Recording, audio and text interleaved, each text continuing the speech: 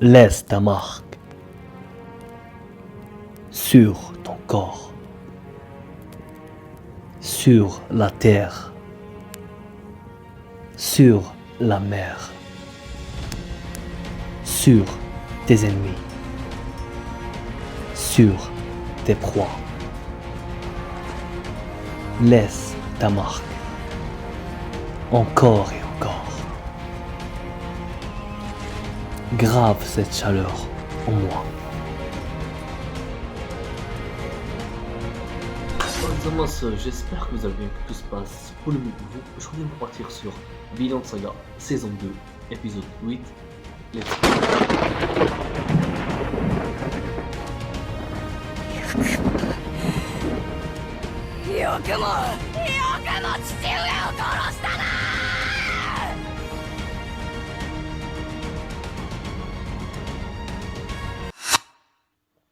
L'épisode commence avec Thorfinn qui se voyait debout devant Einar Petit, sa maman et sa petite sœur.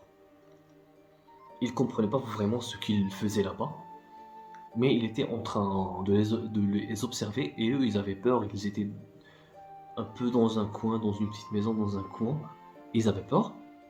C'est là qu'il se tourne à droite et il voit son ancien lui, l'ancien Thorfinn, le Thorfinn de la saison 1, le petit Thorfinn, le guerrier, qui s'apprêtait à les tuer et Thorfinn a commencé à crier non, arrête, arrête, ne fais rien, arrête, ne fais rien. C'est là que la terre où il se tenait, le sol où il se tenait, s'est brisé et il est tombé dans une falaise. Il était en train de tomber dans une falaise jusqu'à ce qu'il pût s'accrocher. Il était en train d'essayer de remonter jusqu'à la surface. C'était dur, ses mains saignaient, les mains de Thorfinn saignaient. Mais il se disait, il faut que je tienne, allez, il faut que je remonte à la surface et je comprends pas ce qu'il m'arrive. Voilà, c'est là que des mains ont jailli et ont commencé à l'attraper par les jambes, beaucoup de mains. C'était une sorte de mains de zombies, ils ont commencé à l'attraper par les jambes et à le tirer en bas. Je pense que c'était les mains des personnes qu'il avait tuées, enfin d'une manière imagée bien sûr. Tout de suite après, on voit Thorfinn qui se lève de son lit. Il faisait un cauchemar, il s'est levé en criant. Après, bon, Einar lui a dit frère, tu fais toujours des cauchemars. Mais cette fois-ci, tu étais plus agité que d'habitude et je t'ai entendu dire et marmonner. Tu étais en train de dire père, père et Ascalade. Et en fait, c'est quoi Ascalade? C'est un prénom, c'est quoi? Je sais pas. Thorfinn l'a regardé et enfin, il n'a pas vraiment voulu répondre, il était en état de choc. Après, on les voit aller se laver le visage, comme d'habitude, comme chaque matin. Einar était en train de parler à la blonde. Mais nous, on ne voyait pas, enfin, on n'entendait pas ce qu'ils étaient en train de se raconter. On était plongé du point de vue de Thorfinn, on était plongé dans ses pensées. Thorfinn était en train de se laver le visage et il se parlait à lui-même. Il se disait, je comprends pas ce qui m'arrive, pourquoi je fais des cauchemars et j'arrive vraiment pas à me souvenir de ce qui m'arrive, de ce que j'ai, je comprends pas ce que j'ai.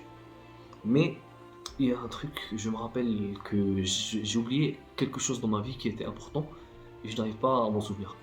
Et moi, je pense que Thorfinn est en train, enfin, s'est souvenu qu'il avait, pardon, une vie autre part, outre-mer. Il a une sœur, une grande sœur et sa mère et son village en Islande. Il a oublié toute cette part de sa vie. Il a laissé tomber sa famille. N'oubliez pas que Thorfinn est parti avec son père à la guerre très jeune. Et il a changé très jeune, voilà, donc moi c'est une théorie, c'est pas vraiment à quoi il faisait allusion lui, mais moi je pense que ça peut être ça, ça peut être ça. Bon, il se lavait le visage et tout, bon après qu'il ait fini, on voit Thorfinn et Einar qui sont partis travailler, comme d'habitude avec le cheval, ils étaient en train de tirer un tronc d'arbre pour toujours déforester ce qui reste de la forêt qu'ils doivent transformer en champ. Voilà. Et il y avait comment dire, les mecs qui les détestent. C'est pas des esclaves, mais c'était les ouvriers qui bossent chez les paysans et les ouvriers qui bossaient chez Ketil, leur maître. Ils étaient en train d'observer le champ de blé que Einar et Thorfinn ont cultivé. Et ils étaient en train de se dire, franchement, ça va. Elle a bien poussé et c'est du blé de bonne qualité. Peut-être parce que l'herbe, enfin, parce que la terre est vierge, je sais pas. Mais un d'eux leur a dit non, je pense pas. Je pense que c'est grâce à Einar qui s'y connaît vraiment en la matière. Voilà, il s'y connaît vraiment. Dès qu'il est venu, tout a changé. Voilà. Après, l'un d'eux, le blond, l'un d'eux a dit on peut pas accepter que des esclaves cultivent la terre. Les esclaves ne sont pas faits pour cultiver la terre. C'est des omnivores qui sont faits pour cultiver la terre. Le maître se trompe et on doit, même s'il n'est pas d'accord, on doit y remédier à notre manière. Voilà. Après, bon, on voit Thorfinn, sur la scène d'après, on voit Thorfinn et Einar qui étaient en train de construire un toit de maison avec des bottes de foin. Einar était perché sur le toit et Thorfinn lui balançait les bottes de foin en question. C'est là que Thorfinn, qui n'a pas l'habitude de parler, a commencé à s'exprimer et il a dit à Einar, Ascalade, il a répondu à la question de Einar qu'il avait posée le matin. Il a dit Ascalade, c'est le nom du mec qui a tué mon père.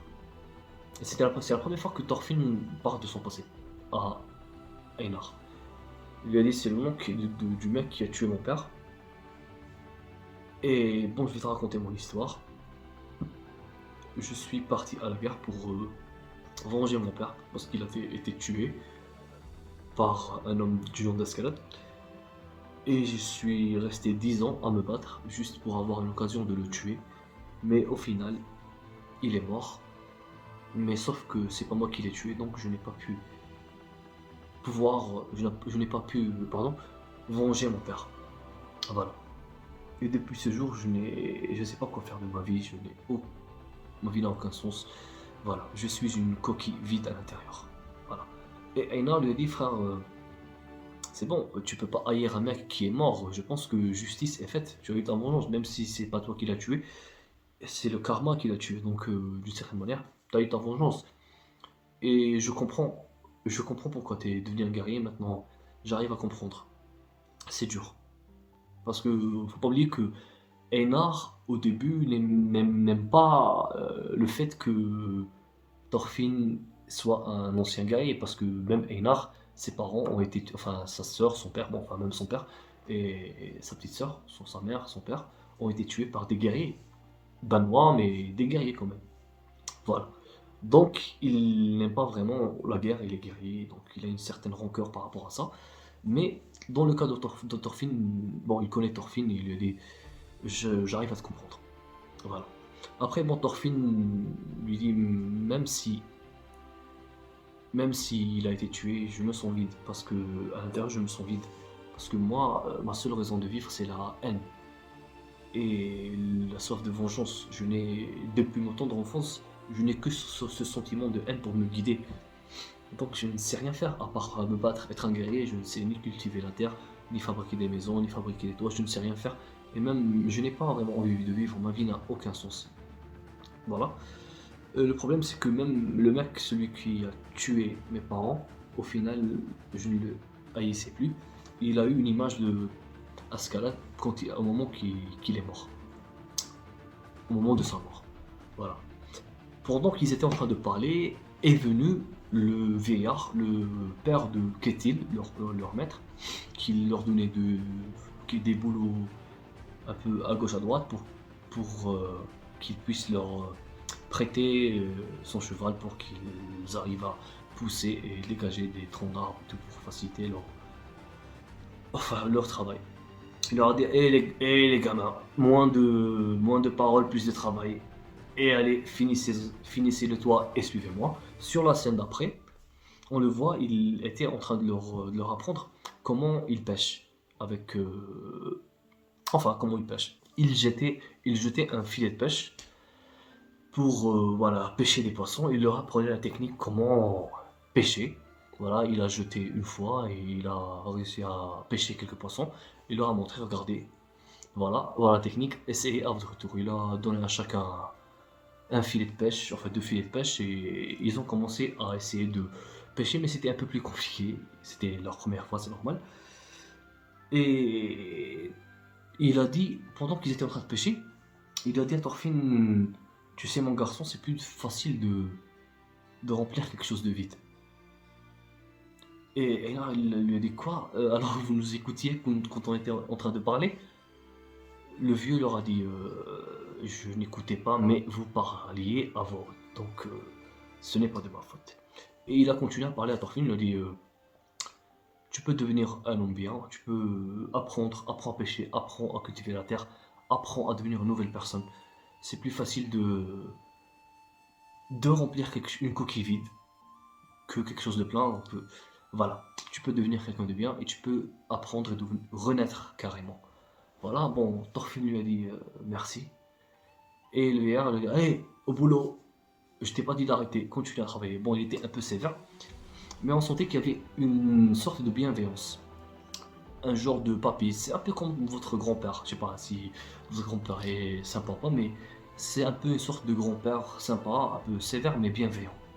Voilà. Dès qu'ils ont fini, ils se sont barrés, bon voilà. Il faisait froid. Einar a dit à Thorfinn, mec, l'hiver va venir, je sens qu'il va même commencer à neiger. Et Thorfinn n'écoutait pas, il était toujours perdu dans ses pensées.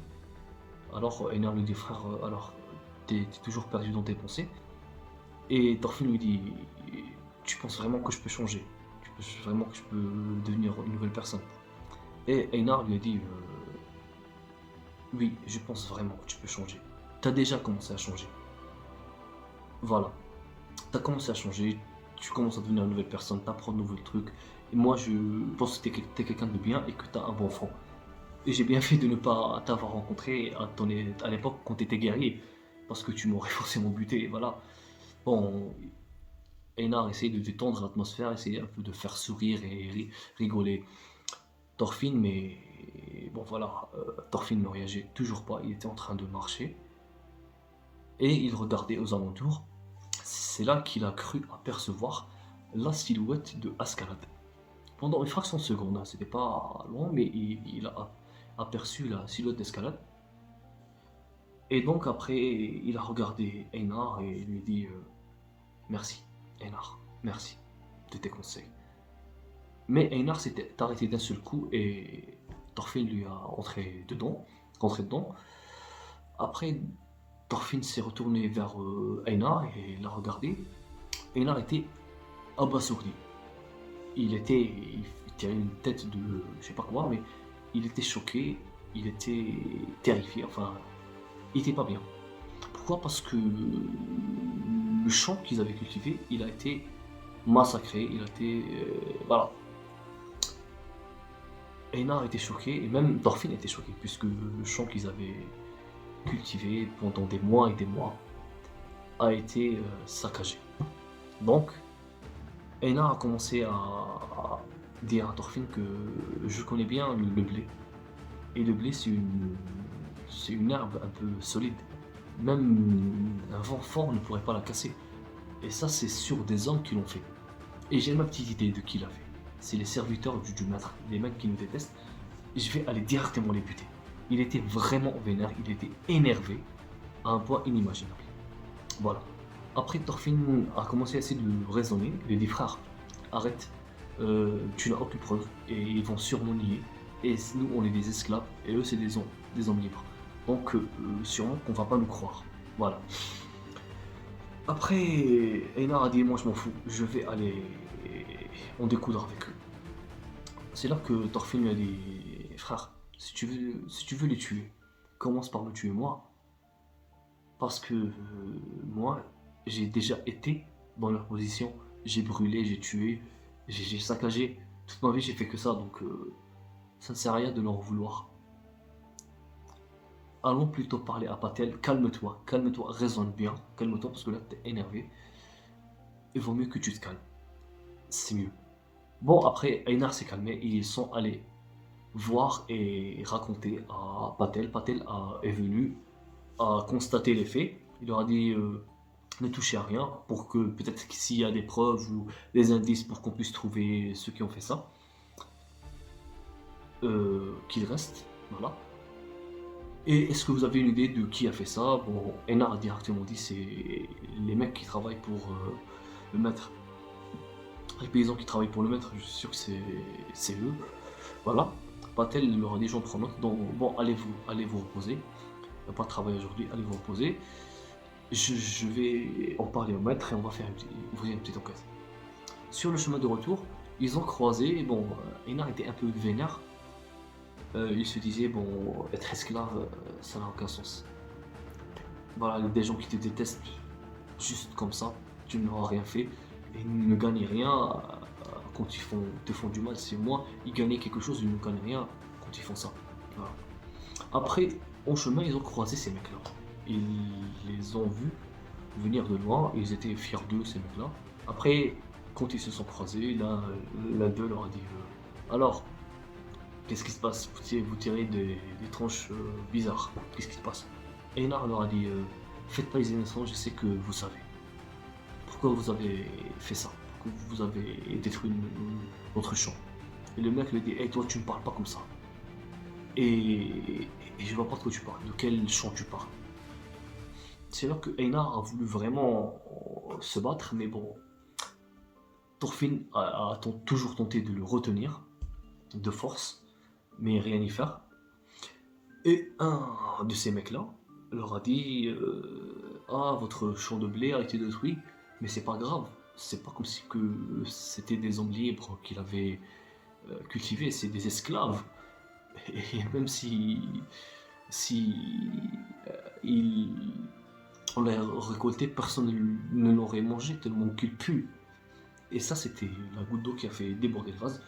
Einar a foncé droit sur eux.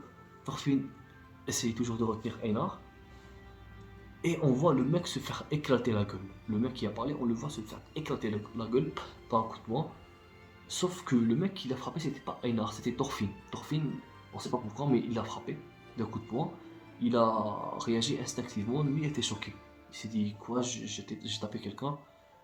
Voilà, il lui a brisé la mâchoire. Le mec était KO, il n'avait presque plus de dents, aucune dent. Voilà. Après, il s'est arrêté, Einar a continué à se battre. Tous les hommes ont commencé à se battre contre Einar et Thorfinn. Thorfinn s'est pris un coup de râteau derrière la tête. Et il s'est encore replongé.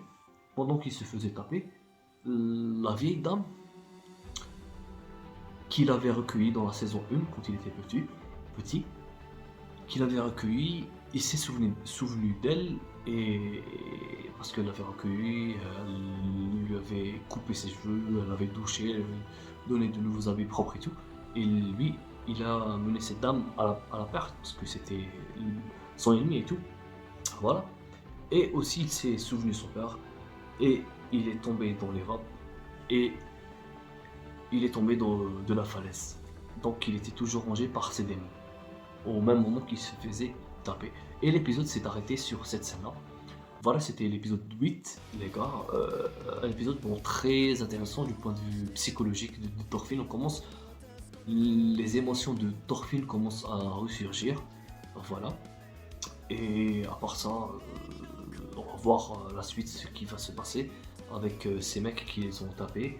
Et voilà quoi. Sur ce, j'espère que ça vous a plu. N'oubliez pas de mettre un pouce bleu, de t'abonner, de liker. Sur ce, matin.